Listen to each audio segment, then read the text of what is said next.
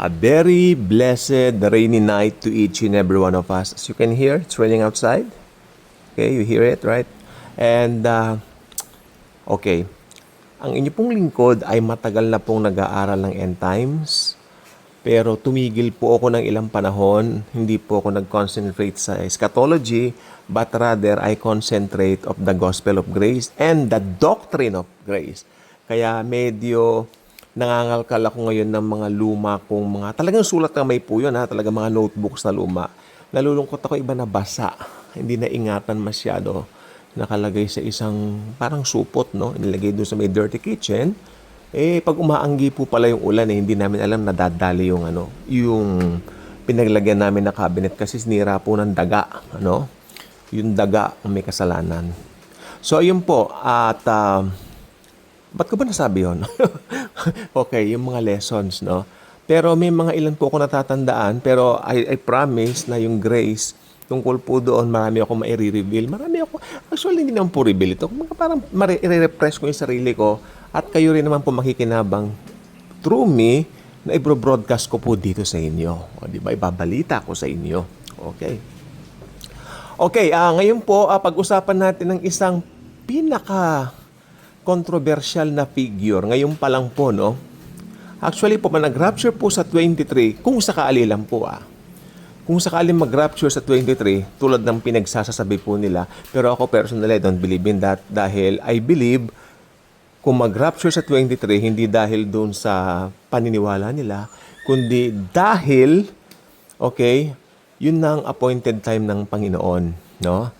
At again, ang rapture po, maingay po yung aso ko, sandali papasukin ko. Ang rapture po ay hindi po para sa mga Hudyo. Ang rapture po ay para sa mga Gentiles. Okay?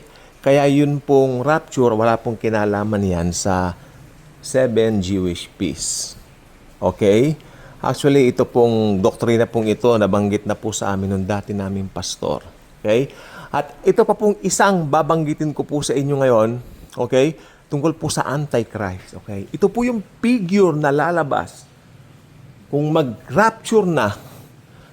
Tama yun, nagtanong kagabi sa akin, mga ilang panahon bago siya lumabas. Actually, pag nagkagulo po yung mga tao, nandiyan na siya sa eksena, bigla siyang lalabas, out of nowhere. Okay. Ngayon, syempre ito po ang ating pag-aaralan ngayon. Saan po siya manggagaling? Alam ninyo, ako, since 2000, I think 2010, nung sabihin ito sa amin ng aming pastor. Hindi ko na po babanggitin ang pangalan ng aming pastor, pero babanggitin ko yung pangalan ng kanyang kapatid. Ang pangalan ng kanyang kapatid ay si Sister Whitney.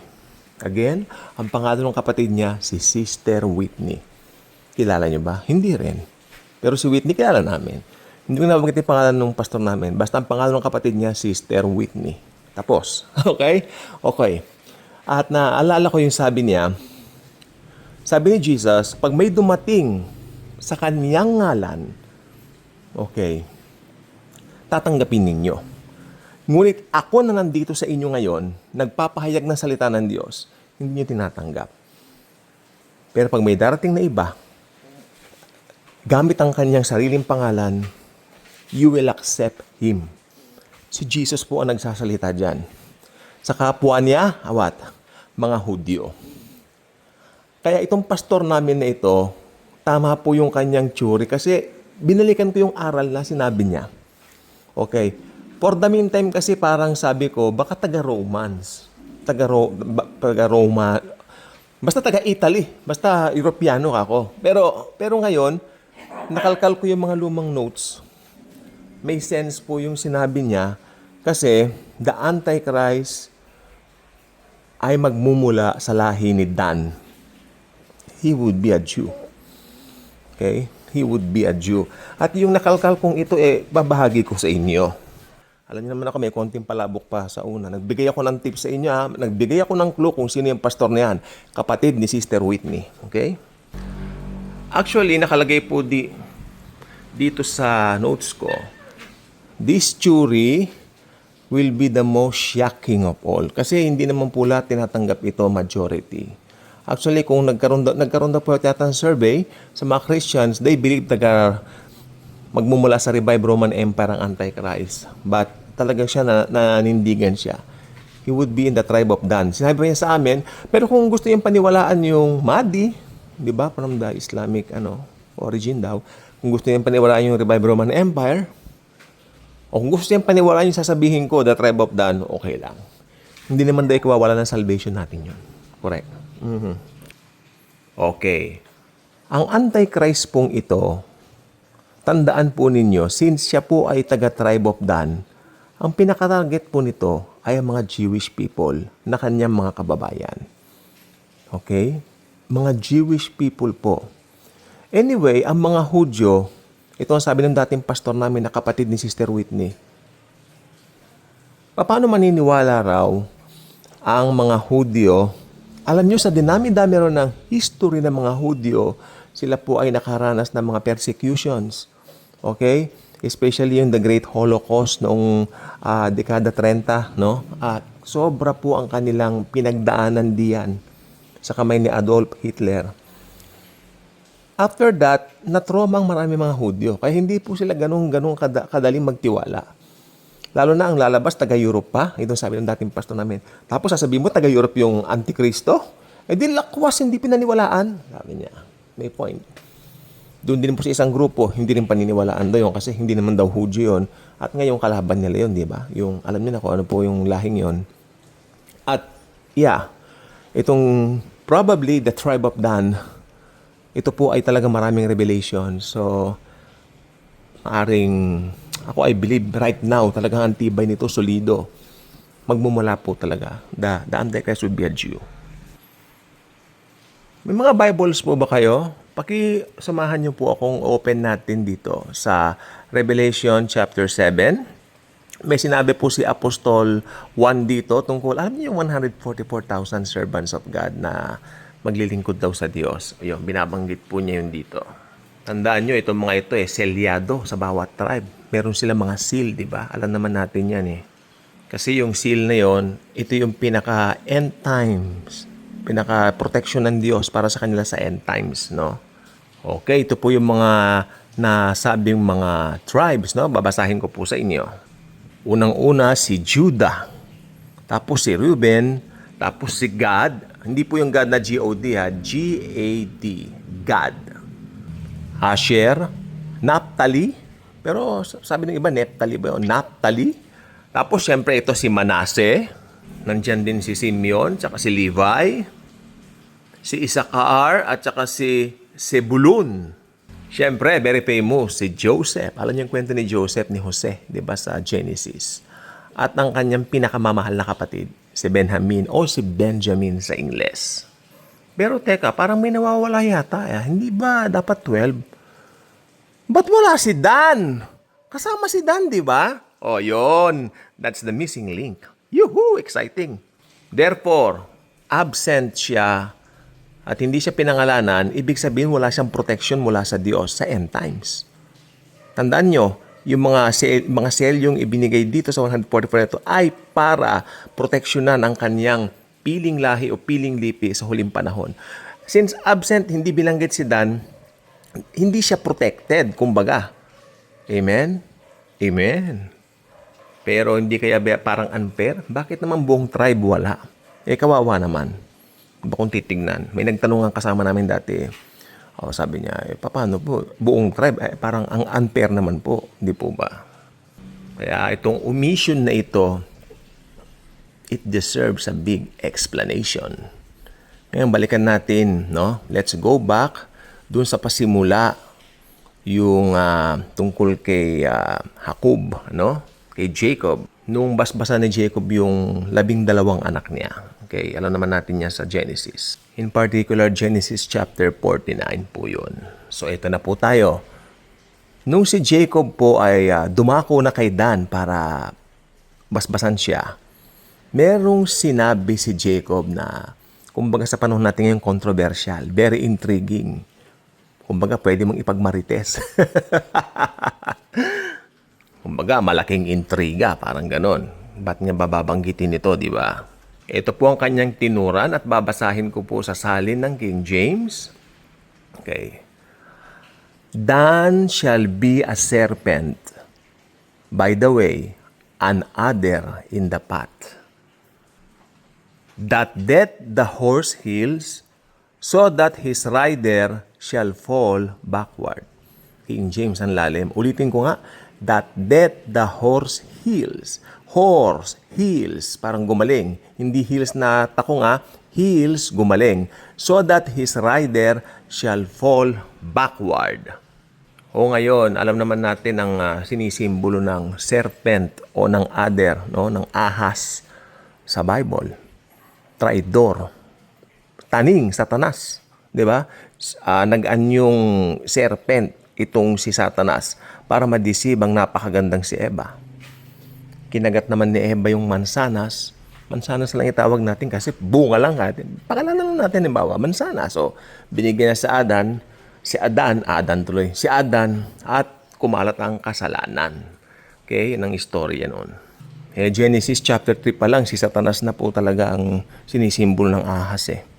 Di ba? Kaya tignan nyo ngayon, kinatatakutan ng ahas, takot. O, alam nyo po bang ito, kwento ko lang po sa inyo ha. Yung kwarto namin dati, diyan sa Quezon City, kami po ay may pumasok na ahas, no? At talaga po naman ay pinatay ng daddy ko. Talagang Talagang parang iba ang dating pag ahas eh. Lalo pag kaibigan mo ahas, naku po, tutuklawin ka niyan. 'Di ba? I mean talaga parang ang ahas, ito ang ahas ngayon ay ito ay ating ikinu-connect into something not very good. Isa hindi magandang ugali ng isang tao, ahas ka. Pinagkatiwalaan kita yung mga tipong ganun-ganon, di ba? Okay, balik tayo sa topic. Okay, kung titingnan kasi natin yung historical record, no? O yung history ng mga tribe ni Dan, meron daw silang ginawa na parang hindi katanggap-tanggap, tipong ganon. Okay, buksan yung mga Bible nyo sa Judges chapter 18. Mababasa natin doon tungkol kay Dan, may ginawa siya na hindi ginawa ng ibang mga tribo. Hindi ginawa ng ibang tribe. Ano ba ito? Okay, ano nga ba yan? Ano ba yan, kuya? Ano nga ba yun? Sila pala ang kauna-unahang nag-introduce o nagpakilala ng idolatria sa Israel. Idolatry. Kaya yung mga mahilig ngayon sa celebrities ng sobrang paghanga sa mga artista, sa mga singers.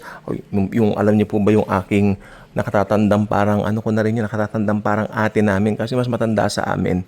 Pag pumapasok kami sa kwarto nila dati, nung maliliit pa kami, idol nila, talaga makikita mo nandoon sila. Ayaw ka na magbanggit ng singer. Basta yung singer na iba-ibang kulay ng buhok, no, nandoon, iniidolo nila, ganun-ganon. Mga unbelievers naman po sila. Pero hindi ko lang po alam ngayon kung na-save na sila kasi nagpunta sila ng Amerika. Pero ito palang tribe ni Dan ang una nag-introduce sa bansang Israel ng idolatria. Tapos ito pala mga ito gumawa ng mga Diyos-Diyosan at pag nung gumawa sila mga Diyos-Diyosan, naglagay pa sila ng mga high priest sa mga Diyos-Diyosan. So nakikita niyo po yung high priest, parang ganun din ang mangyayari. Pag dumating yung Antikristo, meron siyang false prophet. It symbolizes the high priest of the Antichrist. Yung false prophet na yan. At ito pa, may ginawa pa yung mga anak ni Dan. Ibig sabihin yung mga generation na mga sumunod na mga anak ni Dan, gumawa sila ng rebulto, nag-set up sila ng malaking rebulto o imahen, no? Okay, ito pa at si Jonathan daw, na anak ni Gershom, na anak naman ni Manase, sila at ang mga anak daw nila, ito yung mga naging mga punong pari mula sa tribo ni Dan na naglilingkod doon sa mga Diyos-Diyosan na yan. Di ba? Di ba? Ang Diyos, pinapakita niya during the Old Testament times na siya po ay selosong Diyos. Ayaw niya na may kahati, no? So, yan po ang nangyari hanggang masakop nga po sila. Talaga nagsasamba sila sa mga Diyos-Diyosan. Kaya ito ang gusto ko pong ilagay po natin sa mga isipan natin. Kung lumabas na po yung Antikristo, hindi nila pagdududahan yan kasi kababayan nila, kalahi nila mula sa tribo ni Dan. Kumpiyansa sila Kaya tignan ninyo, kumpiyansa rin silang pagbibigyan silang itayo yung third temple. Nasa ngayon, nandiyan na yung bandila. Bandila pa lang po palang nandiyan, hindi pa to itinatayo.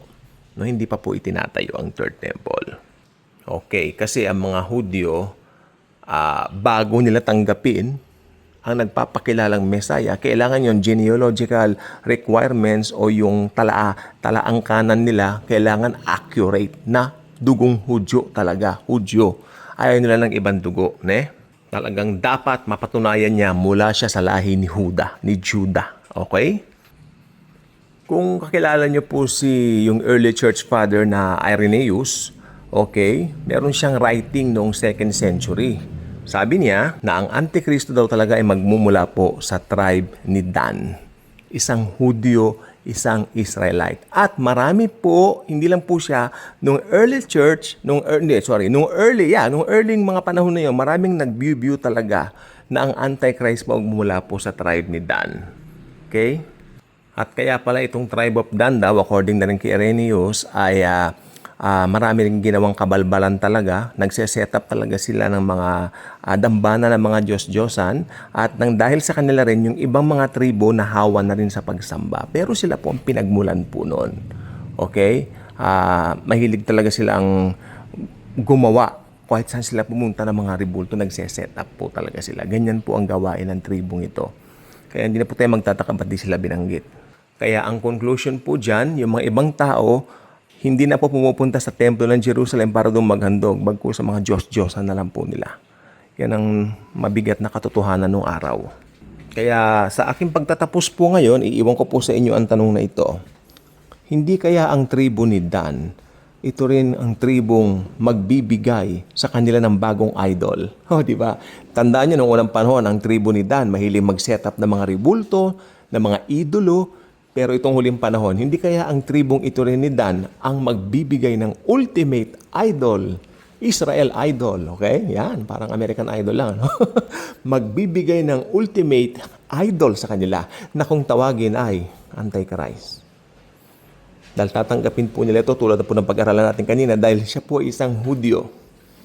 Hindi mahirap tanggapin kapag according sa lineage, doon sa talaang kanan, no? Walang duda. At higit sa lahat, isa po siyang kababayan, isang kalahi, isang kabaro. So, malaki po ang impact ng Turing ito. Naalala ko lang po talaga, no? Ito ang nagkakape kami noon yung pastor na kapatid ni Whitney, sabi niya, pag may dumating na iba na hindi si Christ, yun yung Antichrist, sabi niya. So, yeah. Alam niyo yung dating pastor namin yun, hindi mahilig magturo ng end times. Pero pag nagsalita tungkol sa end times, ang galing po niya. Kasi dati po siyang engineer, no, professionally. Iniwan niya, naging, sa Diyos, sa Panginoon na po siya, naglilingkod. Okay, so, ayan po. Kapatid po siya ni Whitney. Sa totoo lang po. Ayan po. So, ayan po, tungkol po sa Antikristo. Kasi marami nagtatanong sa akin sa magmumula ang Antikristo. Revive Roman Empire. Kasi nakasanayan ko na po yan. Pero ngayon, nakalkal ko yung mga dapat makalkal dyan. Mga nabasa nga lang yung iba. Marami pang details yan sinulat ko. So at least nandiyan naman yung mga importante na i-share ko po sa inyo. I hope naman natuto po naman kayo. At ako naman po na-refresh. Nagturo niya sa amin yung pastor na kapatid ni Whitney. God bless po.